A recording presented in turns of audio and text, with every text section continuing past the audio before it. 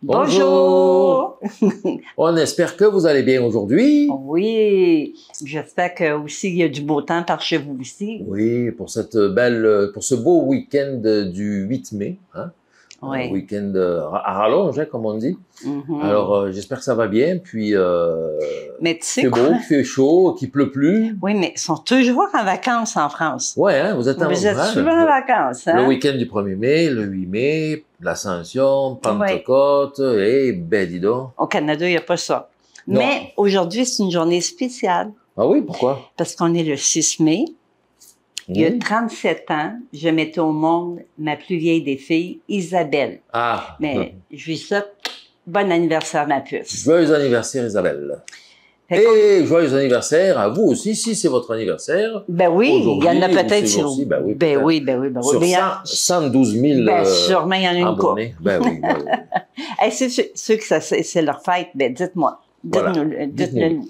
Alors aujourd'hui, dans cette vidéo, attention, très important, combien de questions? 13 questions, mais on n'est pas vendredi. Non, c'est pas grave. On n'est pas superstitieux. Ben non. Donc, on va répondre à vos 13 questions. Et à la fin, à la toute fin de la vidéo, donc après les réponses, on va vous mettre un montage. On a fait un montage vidéo on a fait une excursion au volcan de Comala, proche de Colima, dans l'état de Colima, au Mexique. Donc, on est allé faire une excursion au volcan. On a vraiment, côté des photos là. Alors, il y a une partie, la première partie, c'est un petit peu, on vous montre tout ce qu'on a fait, tout ce qu'on a vu en vidéo, avec nos commentaires. Puis après, il y a une partie où ça va être juste des images arrêtées qui va vous permettre de faire des captures d'écran si vous voulez faire des peintures, des tableaux à partir de ces images-là. Franchement, là, gênez-vous pas parce que c'est très, très beau. Les couleurs sont belles. Ah ben oui, c'est vrai, c'est sec, mais avec les couleurs qui ont été mêlées là-dedans, là, wow. Par exemple, comme je disais au guide, nous, au Québec, on a comme 3 couleurs. Hein. Généralement, le plus longtemps, c'est l'hiver, c'est blanc. Au printemps, là, c'est gris parce qu'il n'y a pas encore les feuilles. Puis après, ça devient vert. Puis c'est vert tout l'été. Bon, c'est sûr, l'automne, c'est plus multicolore, mais ça dure vraiment pas longtemps, malheureusement. Mais c'est très, très vert. Alors que là, c'est vraiment mêlé, d'ailleurs. Vous allez voir, il y a quand on est sur le lac, on a l'impression d'être en automne au Québec. Canada, ouais. Alors que là, c'est le mois de mai.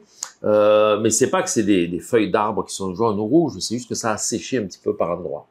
Voilà, donc on va tout de suite répondre à vos questions. Mais juste avant, je vous reviens encore avec un cadeau. Là, c'est un cours gratuit en vidéo sur 6 jours. Ça s'appelle « Les problèmes courants en peinture et comment les résoudre ». Alors, vous cliquez sur le lien qui est dans la description, sous la vidéo, juste en dessous, avant la liste des chapitres. Je vous mets ce lien-là parce que ça, c'est un cours en vidéo qui a vraiment beaucoup plu. Ça fait très longtemps qu'on ne l'a pas annoncé. De toute façon, c'est gratuit.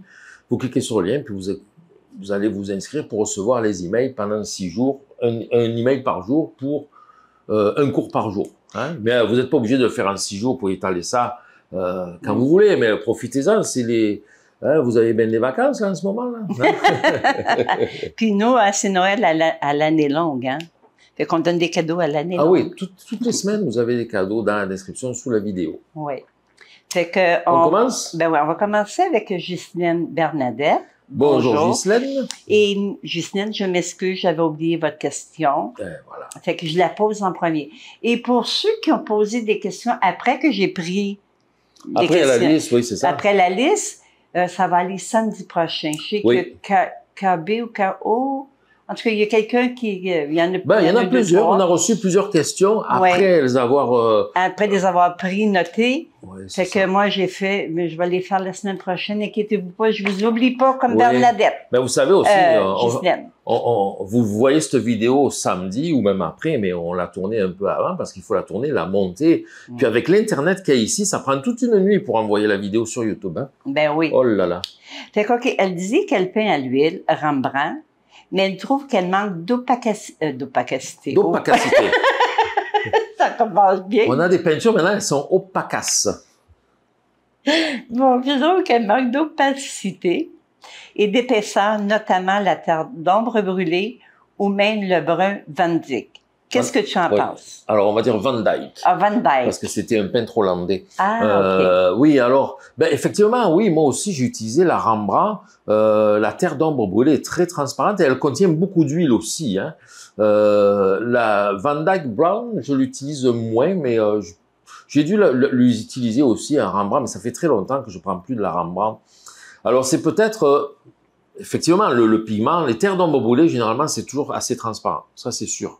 On ne peut pas trop l'éviter. Par contre, si vous voulez une peinture marron moins transparente, vous pouvez vous la créer vous-même, hein, en utilisant les couleurs primaires ou en utilisant, je sais pas moi, une terre de sienne brûlée à laquelle vous ajoutez un petit peu de bleu phthalo, parce que l'outre-mer est transparent aussi. Le bleu phthalo est plus opaque. Si ça devient trop vert, vous ajoutez une petite touche de rouge, juste pour teinter, parce que les rouges sont assez transparents aussi. Donc, vous voyez, vous pouvez vous amuser comme ça à créer votre propre terre d'ombre brûlée à vous, par des mélanges. Vous gardez la recette en tête, et à chaque fois que vous faites ça, ça fonctionne aussi. On n'est pas obligé de l'utiliser. Maintenant, moi, j'utilise la peinture Gamblin, et ma terre d'ombre brûlée en Gamblin, à moi, elle est beaucoup plus opaque. Les Gamblin sont des peintures à alcali, elles sont pas huileuses. Il n'y a jamais trop d'huile qui coule comme avec la Rembrandt qui est assez huileuse aussi. Ouais, OK. Elle demande que la Gamblin que tu as, là, où est-ce qu'on la trouve en France? Gamblin en France, je sais pas, mais ça vient des États-Unis, donc il faut faire des recherches sur Internet, je pense, hein, parce que c'est sûr que c'est pas juste de la trouver en France, parce que vous pourrez certainement la trouver sur Amazon ou autre, mais à quel prix? C'est ça qui arrive après, combien ça coûte, tu sais? Donc il faudrait trouver le fournisseur de matériel d'art qui a l'habitude de le faire venir, hein, de faire venir cette peinture. Maintenant, vous pouvez aussi essayer d'autres marques, les tester petit à petit, les utiliser.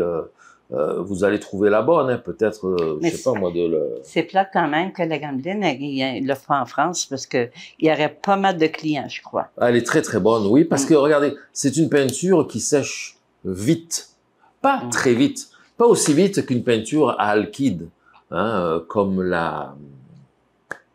Oh mon Dieu, celle que j'utilisais en France, je me rappelle plus. Bon, ça y est, j'ai trop de mémoire. La vieillesse, mon nom. C'est vrai qu'il est vieux. Vous savez pourquoi? Vous allez voir dans la vidéo à la fin. Moi, je pagais. Ben, c'est la première fois que je faisais du kayak, toi une deuxième. Oui. Puis il y avait de la misère à me suivre. Oh là, ben là, ça, c'est... Ben, c'est sûr, il était en arrière de moi, mais quand même, c'était moi qui étais en avant. On était sur le même bateau, je pouvais pas la rattraper, hein? Ben non. Mais après tout ça, je suis fatiguée. Ben, non, moi, je pagayais, vous allez voir. OK. Et avec tout ça, ben attends, j'ai pas fini. Excuse. J'ai toujours pas trouvé le nom de la peinture à base d'alkyd de Winsor et Newton. Je sais plus, je me rappelle plus. On en a en plus. Elle est en France chez ma mère dans une boîte. Mais bon, c'est pas grave. En tout cas, les peintures alkyd vont sécher très très vite, même trop vite des fois. La peinture Gamblin, elle est à l'alcali. Elle sèche pas trop vite. On peut l'utiliser le temps qu'on veut. Il y a aucun problème. Elle va sécher plus vite après la peinture, c'est-à-dire au lieu de sécher en 1 semaine ou plus, elle va sécher en 3 jours, 2, 3, 4 jours selon la température. Et si on met un petit peu de médium alkyd dedans, un petit peu, pas trop, ça va sécher plus vite, 1 jour. Et voilà. Mais pas pendant qu'on est dans la séance de peinture, même si on peint dehors, ça sèche pas trop vite.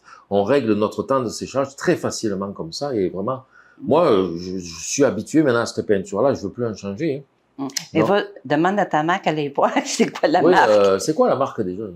Maman chérie d'amour. Oh, mais il y en a plein de gens la connaissent, cette peinture-là. Ah, ouais. Ça, ouais. On continue sur la vidéo, peindre une plage des Caraïbes ultra facile que tu as fait. C'est la vidéo de mercredi. Ouais, c'est ça. C'est Daniel. Bonjour Daniel. Bonjour Daniel. Daniel Leur. Est-ce que c'est de la peinture à l'huile? Et vous n'avez pas de couche de fond?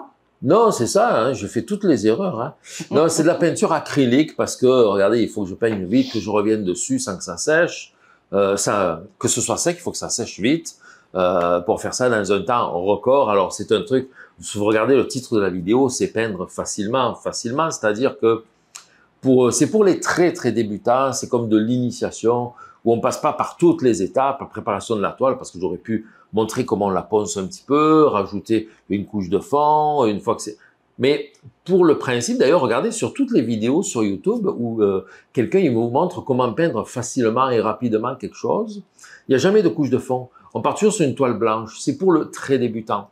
On lui apprend à peindre. On lui apprend pas à faire des tableaux super impressionnants, là. Ce petit truc est impressionnant pour le débutant, mais il faut que ça soit simple, très très simple et très rapide. Donc on saute ces bonnes étapes-là, faire une couche de fond, sinon j'aurais peint d'abord avec des grandes masses et tout ça. Là, vous voyez, il y a un dessin au crayon qui est fait avant, etc. Donc c'est, vous voyez, c'est différent, c'est pour des enfants. On pourrait montrer cette façon de peindre-là à des enfants, puis ils s'amuseraient, ils feraient des belles choses, vous voyez. C'est à ce niveau-là.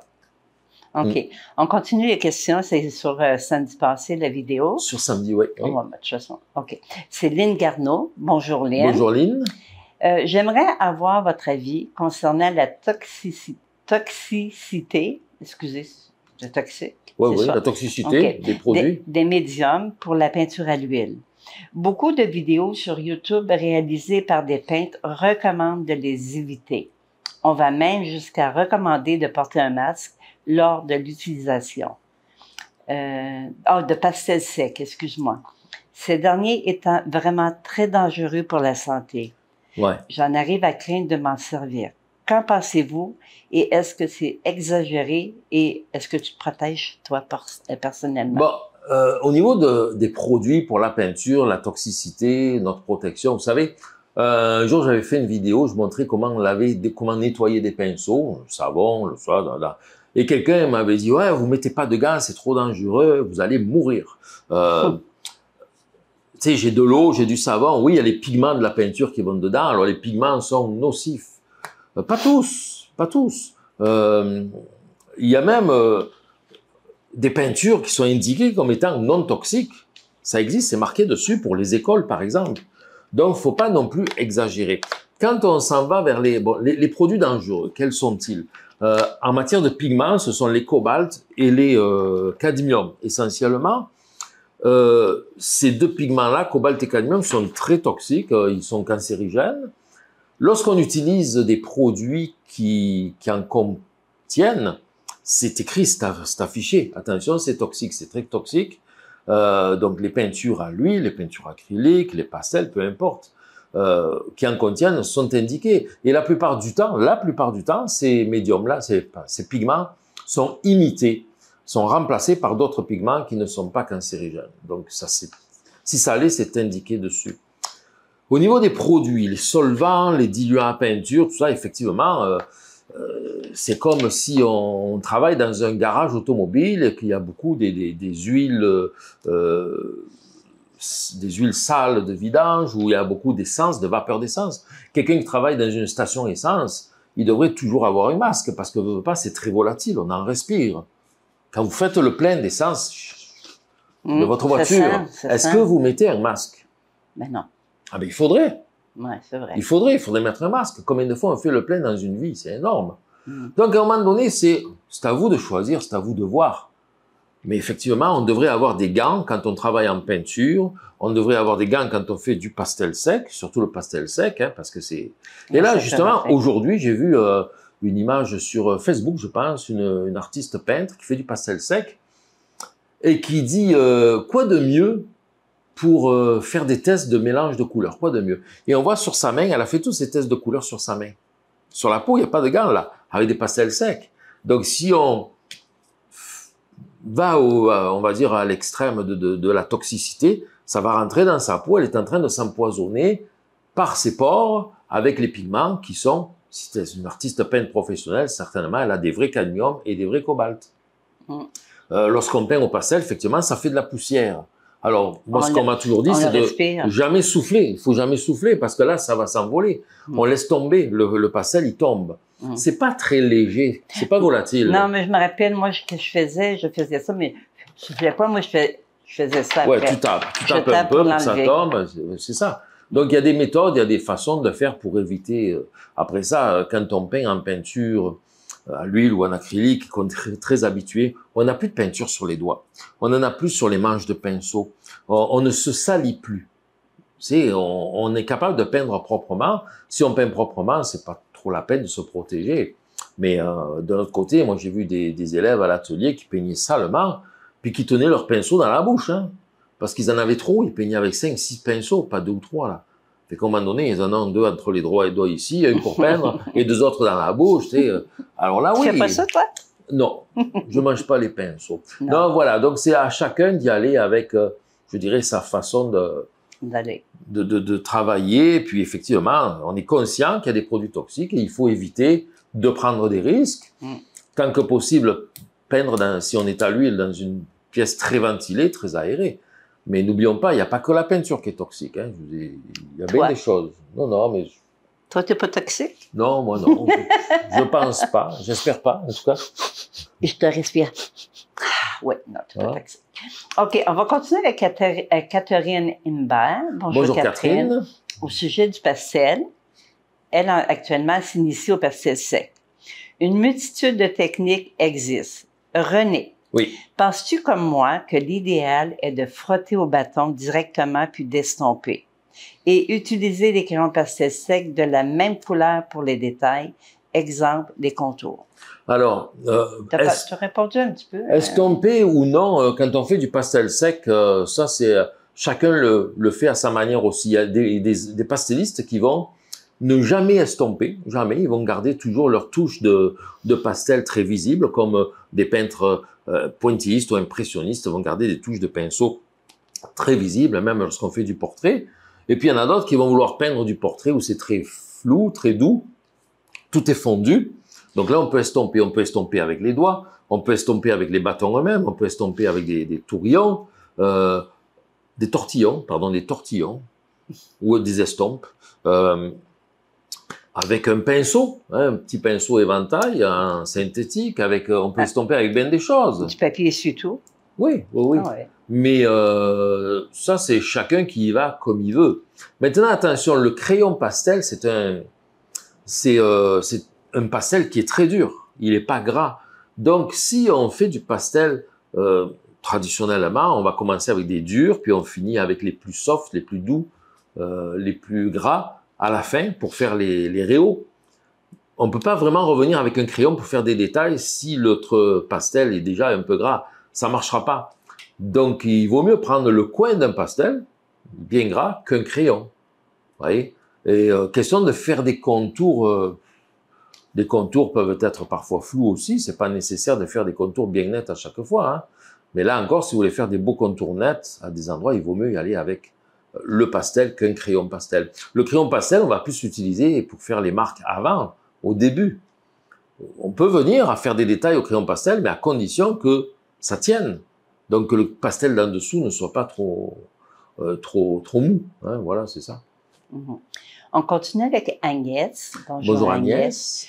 Que penses-tu des projecteurs pour transférer les modèles sur la toile sans faire de cadrage ou de calque? Quel modèle tu lui conseillerais? Moi, je vous dirais la fenêtre. Ouais. Ben oui, c'est ça que... Ouais, mais tu ne peux pas l'agrandir.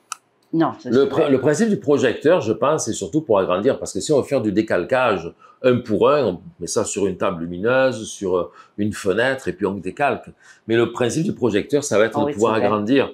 J'ai une petite photo, puis je veux l'agrandir, donc le projecteur, c'est bien. Alors, vous savez, il y a comme 2 ou 3 modèles, généralement, dans les magasins de matériel d'artistes, de projecteurs. Je pense que la marque, c'est Artotech. Et il nous donne la puissance en watts de l'ampoule. Il nous donne bien on va dire des spécificités, mais le plus important, je pense, ça serait les lux. Le luxe, c'est la puissance de luminosité.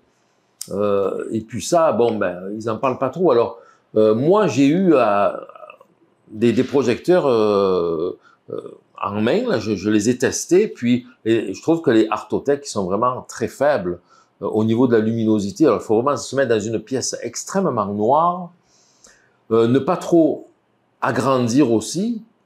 Moi, je trouve que c'est problématique un petit peu quand aujourd'hui, et puis c'est cher aussi, c'est assez cher comme projecteur, quand aujourd'hui on trouve facilement dans le commerce maintenant des projecteurs numériques auxquels on va brancher un ordinateur portable, un laptop, ou même avec comment on appelle ça, le Bluetooth, et on va pouvoir projeter les images qu'on a sur l'ordinateur ou sur votre téléphone ou votre tablette. Et là, ce qui est intéressant, ce que vous allez avoir, c'est un projecteur pour regarder un film, en fait. Hein. Là, vous avez une belle luminosité, des beaux contrastes. La durée de vie est énorme et puis c'est polyvalent. Vous allez pouvoir non seulement projeter votre photo, mais vous allez pouvoir aussi projeter des films ou des vidéos, ce que vous voulez. C'est ça qui est intéressant. Vous n'êtes pas obligé d'imprimer la photo, parce qu'avec l'Artothèque, il faut mettre la photo imprimée sur une table. Alors déjà, il faut que l'impression soit belle, hein, qu'elle soit comme il faut, tout ça, assez contrastée.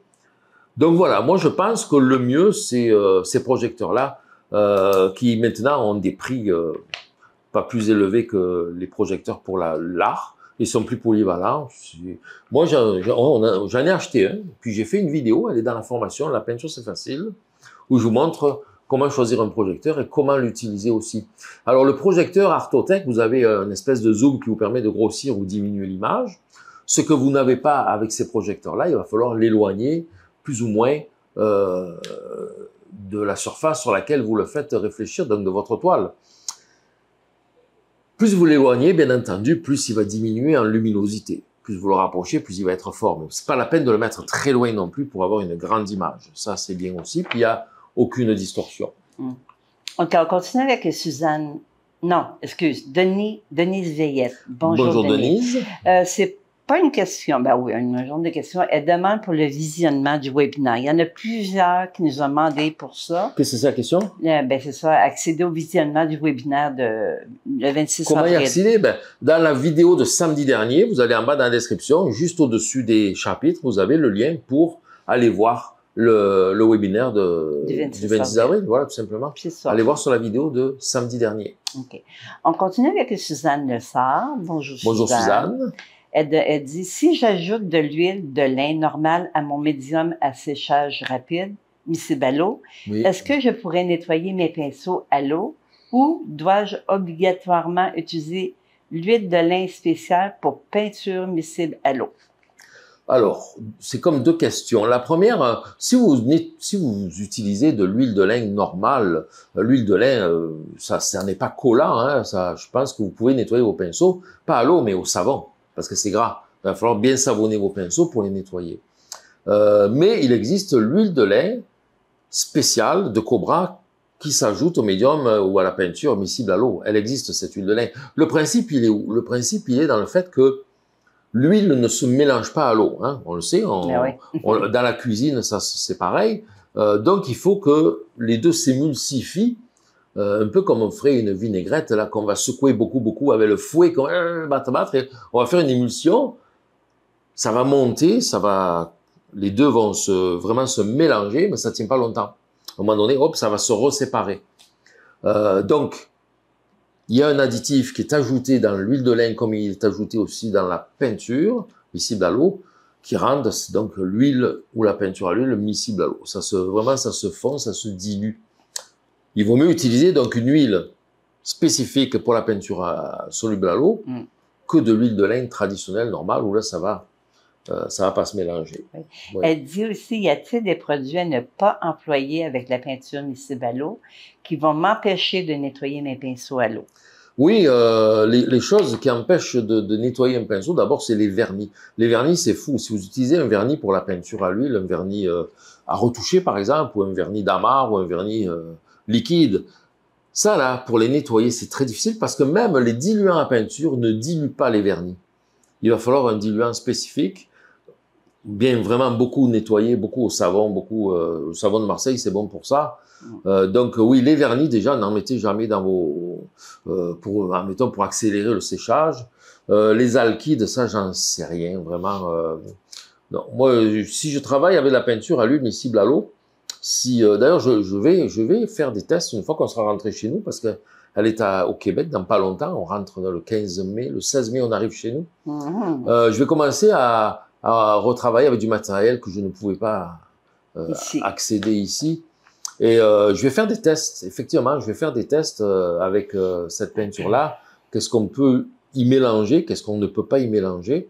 Et surtout avec le médium W de Schmink, qui permet de rendre les produits miscibles à l'eau. Supposons à ce moment-là que j'utilise de l'huile de lin normale.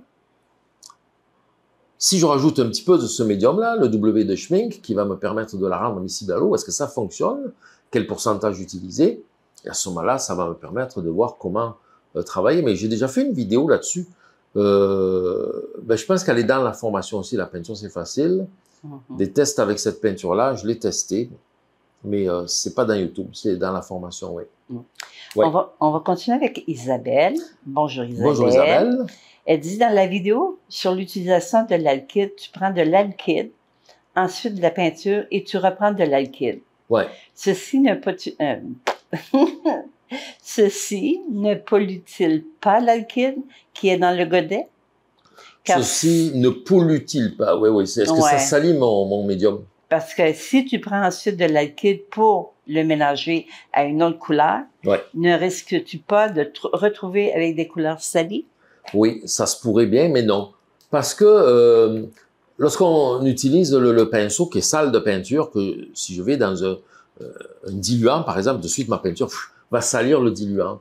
Mais le médium alkyd est assez épais que non, c'est ça. Si je touche pas les bords du godet, si je vais pas écraser mon pinceau dans le fond, si je vais juste ramasser un petit peu d'alkyd avec mon pinceau qui est chargé de peinture, la peinture est là, l'alkyd vient se mettre autour, mais la peinture ne s'en va pas dans l'alkyd, ça ne salit pas mon petit godet. Non, la peinture reste, le médium, il reste propre. Il reste dans le fond? Ben, c'est pas dans le fond parce que c'est pas vraiment liquide, c'est un peu la consistance, un peu du miel quand même, là. Donc, non, c'est... vous savez, j'ai beaucoup l'habitude, donc moi, je travaille quand même assez proprement tout le temps. Là.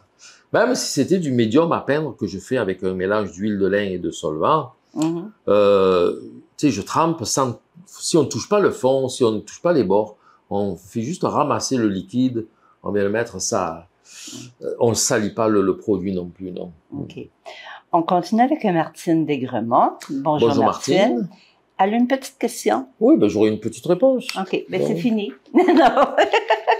OK, Martine, elle demande, pour la peinture au couteau, longue à sécher car plus épaisse, quel médium faut-il utiliser?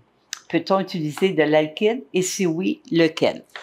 Ben non, il n'y a aucun alkyd qui est assez épais pour la peinture au couteau. À chaque fois que, si vous utilisez un médium alkyd, que ce soit du liquin, du galkyd, de galmeline, ou un alkyd de lefranc-bourgeois ou autre, tous ces médiums alkydes sont trop liquides. Ça va vous rendre la peinture plus liquide que ce qu'elle est.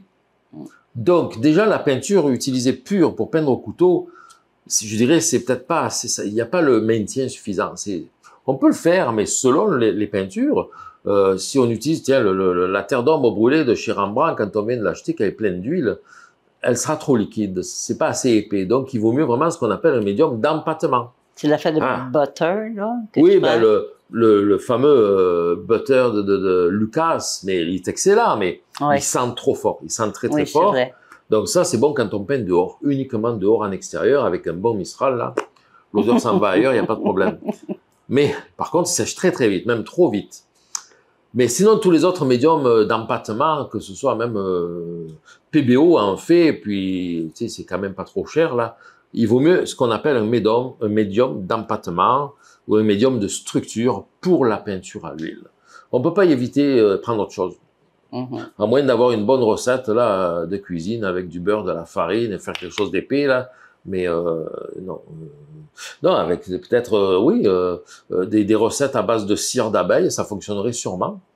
Mais il faut voir, là, je connais pas ça, là, tu sais, même les médiums vénitiens ou médiums hollandais, non, médium vénitien, médium flamand, j'allais dire hollandais, flamand, c'est pas même pareil, sont des médiums, donc, à base de cire et c'est trop liquide aussi, tu sais, je sais. Donc, c'est ça. Moi, je dirais médium d'empattement uniquement. Okay. Ouais. On continue avec Sylvie Bénard. Bonjour Sylvie. On parle encore du webinaire. Oui, allons-y. Oui. Elle demande, c'est quoi la formation que tu parles dans le webinaire, le CAPER, qui coûte 99 €? Oui, alors la formation CAPER, elle est offerte uniquement lors des webinaires. Vous trouverez pas une page qui l'offre dans notre site internet ou n'importe où ailleurs, il n'y en a pas. C'est uniquement lors des webinaires. On a fait ça pour une exclusivité, pour les gens qui participent au webinaire, pour les remercier. Voilà, donc c'est une formation. Mais c'est pas nouveau, hein? Non, c'est depuis qu'on l'a sorti, ça fait peut-être 2 ans peut-être. 2 ans. De plus en plus de gens l'achètent et c'est vraiment bien, c'est super. Je pense c'est quand même complet. On est pas mal, je pense qu'il y a 1000 personnes à peu près qui ont dû l'acheter depuis là. Ouais. C'est une formation très... D'abord, elle est exclusive. Elle est à part que des autres. Il n'y a pas rien. Ça fait doublon avec aucun autre cours. C'est ça. Aucune autre formation, aucun autre cours, ça fait pas de doublon. C'est très spécifique dans le sens où c'est un cursus. On commence au début, les premiers cours, puis on finit à la fin. On le suit dans l'ordre. C'est des vidéos, plus des livrets, des feuillets en PDF que vous pouvez télécharger et imprimer pour suivre vos cours. Parce que, par exemple, il y a une partie où c'est du dessin, des exercices de dessin. On le montre en vidéo, puis après, vous avez d'autres exercices à faire à partir du livret. Il n'y a pas de vidéo. Les vidéos, on vous les a montrées pour le début. Après, c'est à vous de le faire, ce qu'on vous a montré, vous voyez. Donc, ça se fait, donc c'est prévu pour être fait sur 10 semaines, parce qu'il y a comme 10 sections. Une section par semaine. Mais ils peuvent le faire comme qu'ils veulent. Vous pouvez le faire dans l'année, si vous voulez. De toute façon, c'est à vous. Après, c'est ça. Une fois que vous l'avez acquis, il est à vous pour tout le temps. Vous pouvez y revenir dessus. Et aussi, l'autre particularité, c'est que c'est basé que sur des œuvres de grands maîtres. Mais on ne va pas vous dire, vous faites ça. Ce sont des exemples. Après, les techniques, vous appliquez sur vos propres photos à vous, vos propres modèles. Mais nous, on utilise des œuvres de grands maîtres, soit entières, soit en partie, une partie d'un tableau, pour vous montrer ces techniques-là. Et le but, c'est de devenir autonome en peinture plus facilement, plus rapidement, parce que on parle de technique et non pas de comment réaliser un chat, comment réaliser un cheval ou comment réaliser un coucher de soleil. C'est pas ça, là. C'est très technique. Voilà, on vous apprend à faire telle technique, telle technique, telle technique, et après, vous pouvez les appliquer où vous voulez. Donc, c'est ça le but. C'est un peu, on pourrait penser un peu dans la formation La peinture c'est facile, si vous avez vu ces cours-là, le daily painting, comment peindre plus vite et mieux, des choses comme ça, ce sont ça aussi des techniques un peu dans ce style-là qu'on a placé dans un cursus vraiment, alors pour les débutants, très très débutants, moyennement débutants, les intermédiaires, et des personnes m'ont demandé, moi je suis un peu plus avancé, je peins depuis un moment, est-ce que c'est bon pour moi? Oui, parce que bon, ça va vous faire une révision, mais aussi vous allez pouvoir peut-être découvrir des choses que vous ne saviez pas. Puis aussi, ça va vous faire pratiquer de la bonne manière encore, parce qu'à un moment donné, lorsqu'on peint depuis un certain temps, on vient de ça, on s'est ancré dans une façon de faire, on n'en sort plus. Et on fait toujours pareil, puis à un moment donné, des fois, on se dit, ouais, j'aimerais voir autre chose un petit peu. Et puis, qu'est-ce qu'on se dit quand on voudrait voir autre chose? Ben, moi, admettons, je peins depuis longtemps, j'ai mes manières, ma façon de faire. Là, je dis, ben, moi, j'aimerais bien aller suivre un atelier spécial, ici ou là, avec telle personne, ouais, parce que j'apprends autre chose, ça te sortirait de ta zone de confort. Oui, puis, on va chercher, comment on appelle ça, une autre inspiration, c'est ça, on découvre des choses. Même si on l'a déjà vu, ah oui, je me rappelle quelqu'un qui a déjà fait ça comme ça, ou je l'ai fait il y a longtemps. Ah ben tiens, je vais m'y remettre à faire ça un peu comme ça. Ça élargit énormément notre horizon artistique qui, vous savez, n'a aucune limite. Hein? Voilà. Donc c'est ça, le Caper, c'est ça. Je pense avoir tout répondu pour le Caper. T'as-tu soif, mon amour? Non, je parle pas assez pour avoir soif. Mais tu sais que je suis comblée, moi. Pourquoi? À part de t'avoir dans ma vie. Oui. Ben, j'ai tous les cours. J'ai accès à tous les cours, mais le pire, c'est que j'y vais pas. Ben non, elle n'a pas le temps. J'ai pas de temps. Elle a trop de travail. Ben, malgré, pas que j'y vais pas, parce que c'est tout moi qui ai fait les montages, puis tout ça, je les ai vus. Mais pour mes appliquer, j'ai trop de montage. Oui. OK, on continue avec Annick Lapointe. Bonjour Annick. Un très, très grand texte. Oh là là. Bonjour. J'ai une question par rapport par rapport à l'utilisation du liquin pour les détails. Habituellement, on finalise les détails à la fin, mais comme le liquin contient de l'alkyd et sèche plus vite, est-ce qu'on peut quand même l'utiliser lorsqu'on est rendu à notre 3e couche avec mélange de 75% d'huile et 25% de solvant? Ça, c'est une première question. Non, ben c'est ça. Si on travaille avec les mélanges pour faire la peinture selon la règle du gras sur maigre, on n'utilise pas d'alkyd depuis le début, on ne met surtout pas d'alkyd à la fin. Parce que l'alkyd, à la fin, va sécher plus vite et va empêcher le séchage d'en dessous, qui doit se faire sur 6 mois à 1 an. Donc, du début à la fin. Ça va empêcher le dessous de sécher. Donc, pas d'alkyd par-dessus du gras sur maigre. Non. Non? OK. Ou bien, elle dit, où est-ce que c'est mieux d'utiliser le médium à séchage rapide au lieu du liquin? Médium à séchage rapide, oui, c'est mieux que le liquin, à condition qu'il ait été utilisé aussi depuis le début de la réalisation du tableau et qui permette de respecter le gras sur maigre. Donc, médium à séchage rapide, peut-être pur pour la première couche, avec un petit peu d'huile à la deuxième, un petit peu d'huile à la troisième, et après, par-dessus pour les détails, avec encore un petit peu plus d'huile, il faut toujours respecter le gras sur maigre. Puis elle rajoute, j'utilise la peinture soluble à l'eau et je voulais préciser qu'il y a de l'huile de lin spécialement pour la peinture soluble à l'eau. Ah ben oui, je l'ai dit tantôt, oui, oui. Je crois que si on utilise de l'huile de lin ordinaire, on doit utiliser du solvant pour nettoyer les pinceaux. Oui, mais pas que pour nettoyer les pinceaux, pour diluer aussi, pour faire vos mélanges, tout ça. Donc, ça ne sert plus à rien d'utiliser la peinture soluble à l'eau si on commence à utiliser du diluant à peinture ou des solvants. Donc, il vaut mieux, effectivement, avec la peinture soluble à l'eau, continuer à utiliser les produits pour la peinture soluble à l'eau.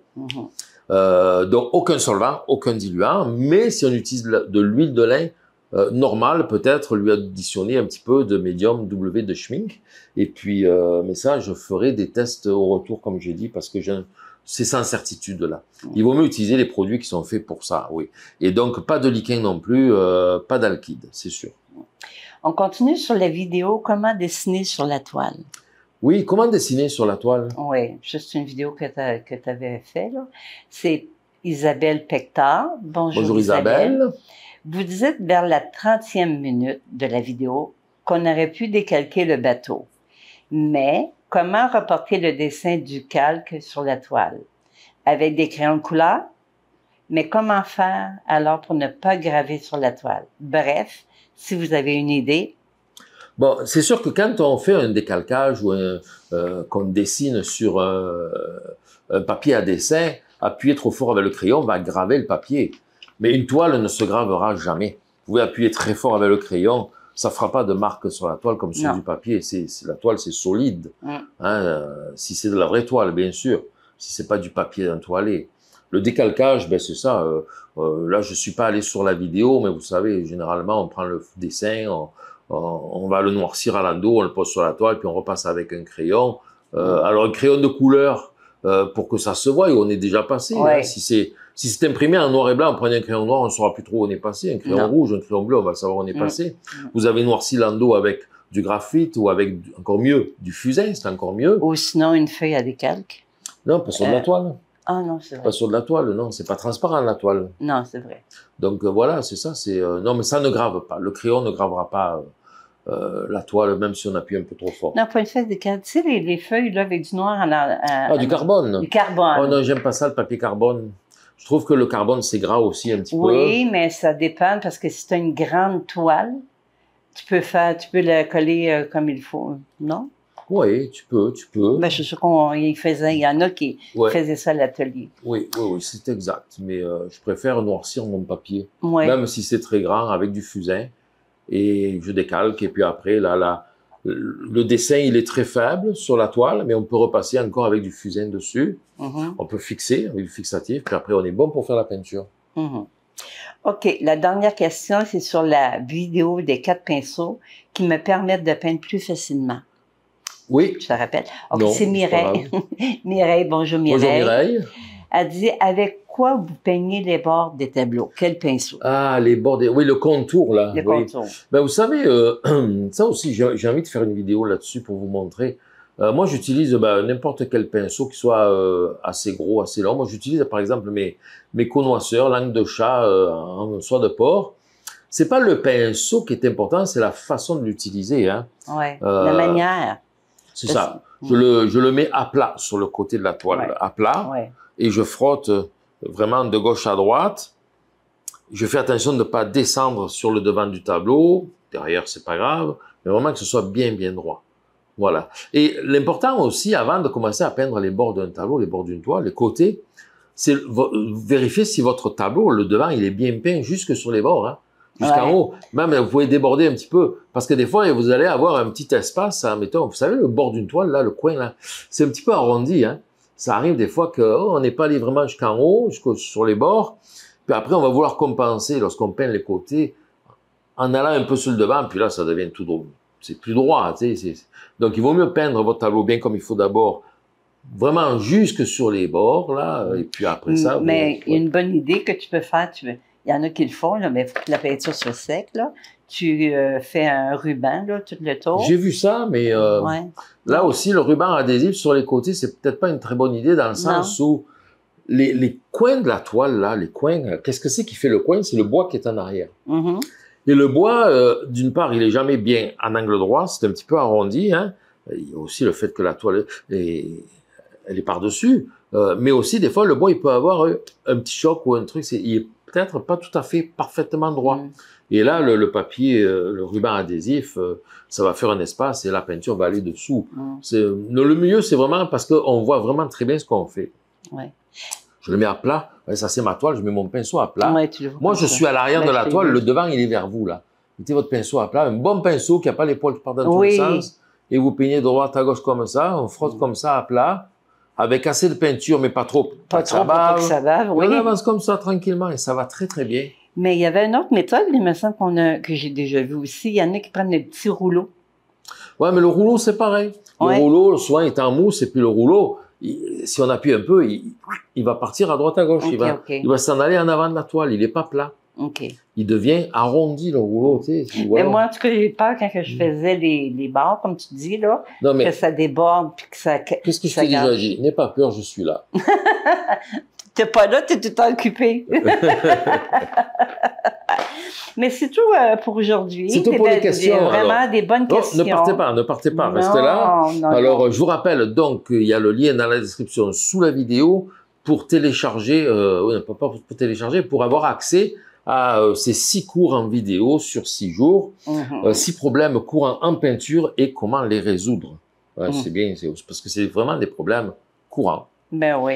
Et voilà, donc c'est bon. Mhm. Alors, maintenant, on va vous mettre cette petite vidéo C'est ce petit reportage. un qui petit commence peu par comme un petit reportage de nous, là. dans le coin, là. Alors, les endroits, on va vous le dire tout de suite, c'est, bien sûr, c'est au Mexique.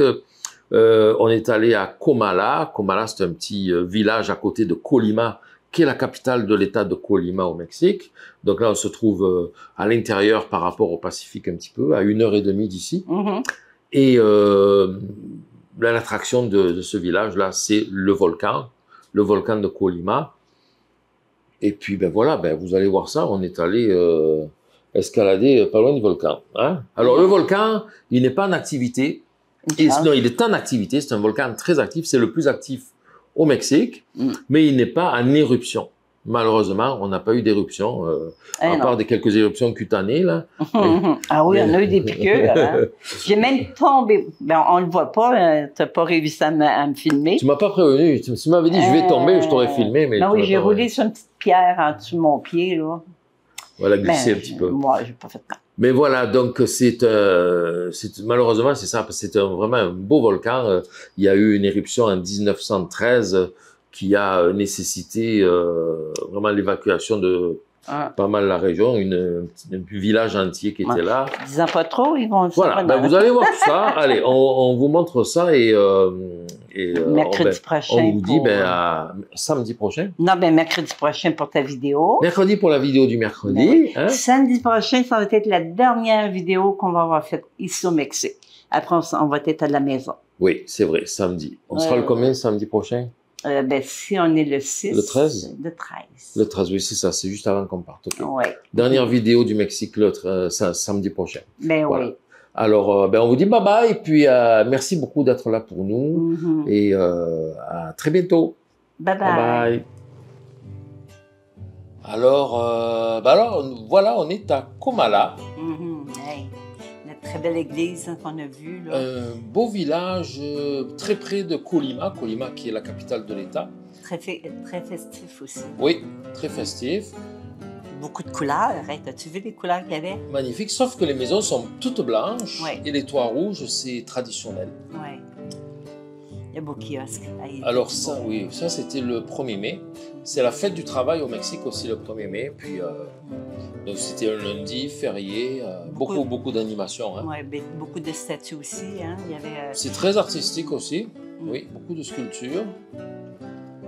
Une belle ville, franchement, c'est très très beau. C'est à voir. Hein. C'est une destination touristique. Ça n'est pas au bord de la mer, mais c'est très touristique aussi. Là, ils se préparaient pour le 1er, là, comme tu dis, la fête du travail. Oui, c'était le matin. La fête du travail comme en France. Hein? Ouais. Ouais, c'était le matin, ils s'installaient. Hein. Ils n'étaient pas tous là encore. Non.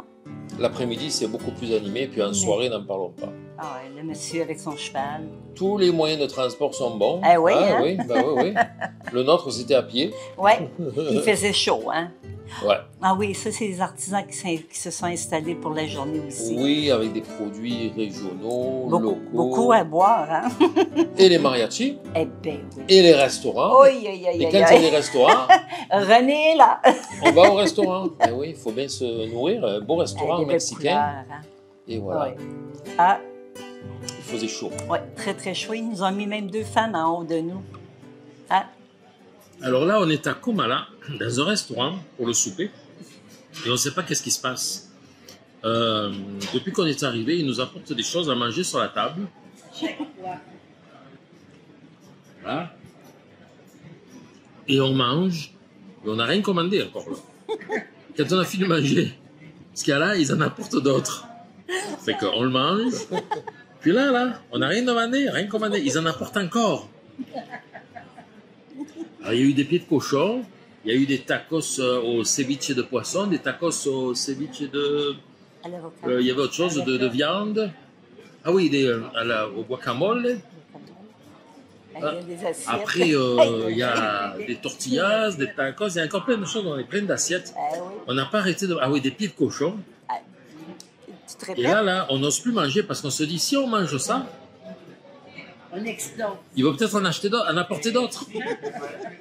Peut-être que l'histoire ici, on ne sait pas, c'est il te l'apporte sur la table, tu le manges, tu le payes, tu le manges pas, il le ramène. Je sais pas comment ça marche ici. Là. En plus, on n'a pas de traducteur. Ah oui, il n'y a pas d'internet ici depuis hier et tout est coupé, ni Wi-Fi, ni internet mobile. On ne pourra pas payer, il va falloir qu'on fasse sa vaisselle. On ne peut pas traduire. Puis on ne peut pas payer avec une carte, alors on ne sait pas, on va voir, on va partir en courant. Hein. Bon, Linda, elle est à sa 2e pina colada, il faut dire. On en avait mis, hein. Ouais, c'est bon, hein. C'était très bon, hein. J'en peux plus. Ça explose. Attends, mais plus dans encore, très chaud. Ah oui,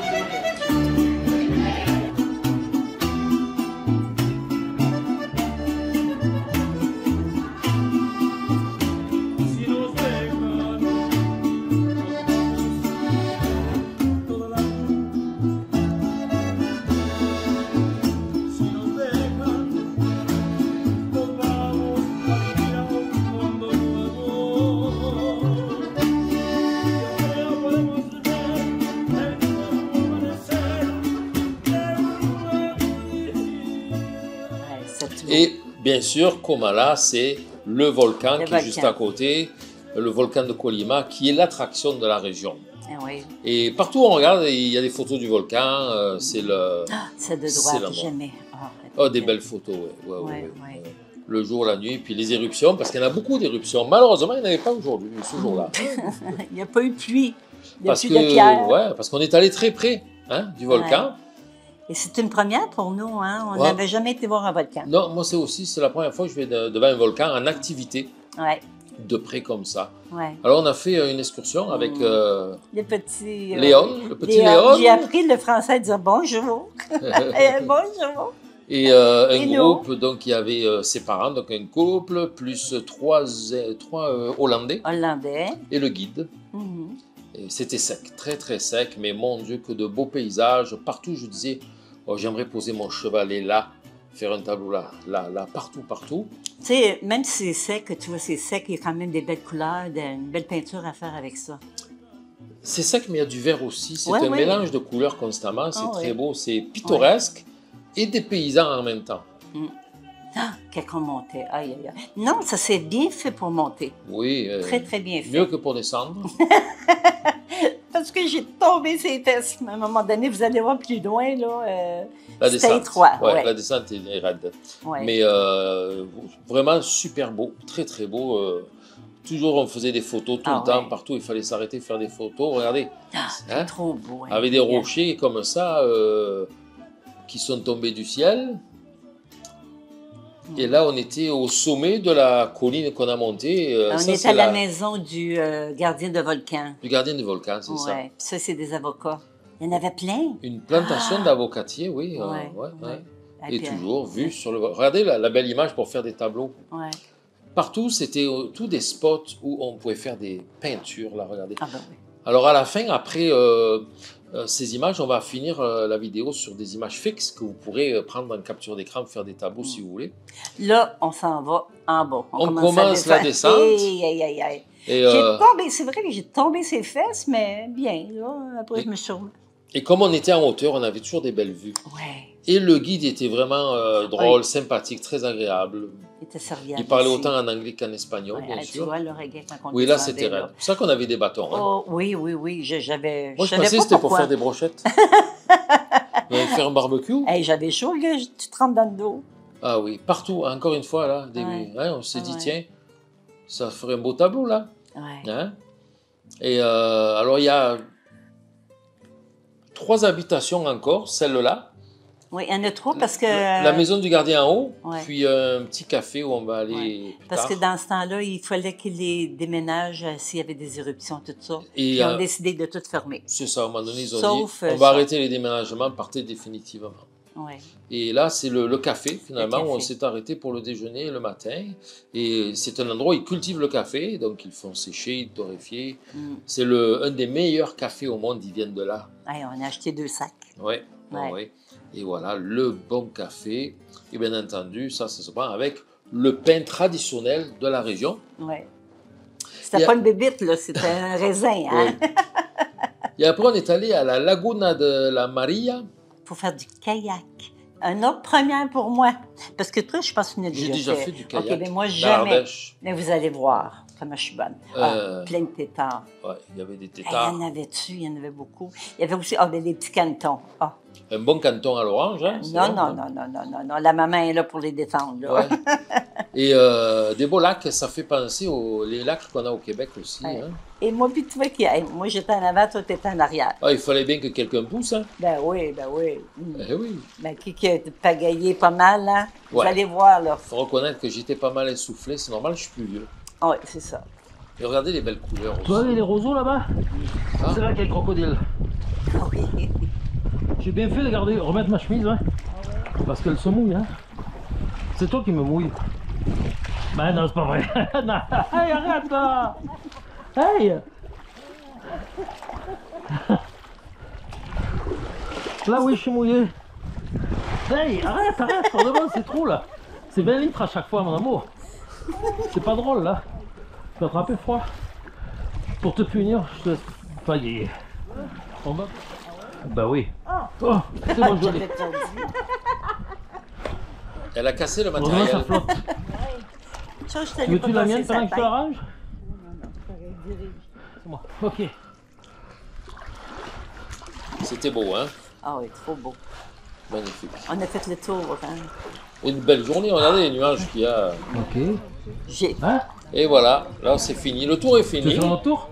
Mais moi, je voulais faire un autre tour. Ben oui. Sans lui. Et voilà. Vous allez voir, là, je pagaille ça, hein? Moi, j'avais pas confiance. J'avais peur qu'elle se tourne quelque part, là. La tête en bas dans le kayak. Ah non, regarde-moi ça. Wow. J'étais vraiment tard. Ah oui. Et voilà, le Titanic. Oui. Puis je n'étais pas essoufflée, j'aimais ça.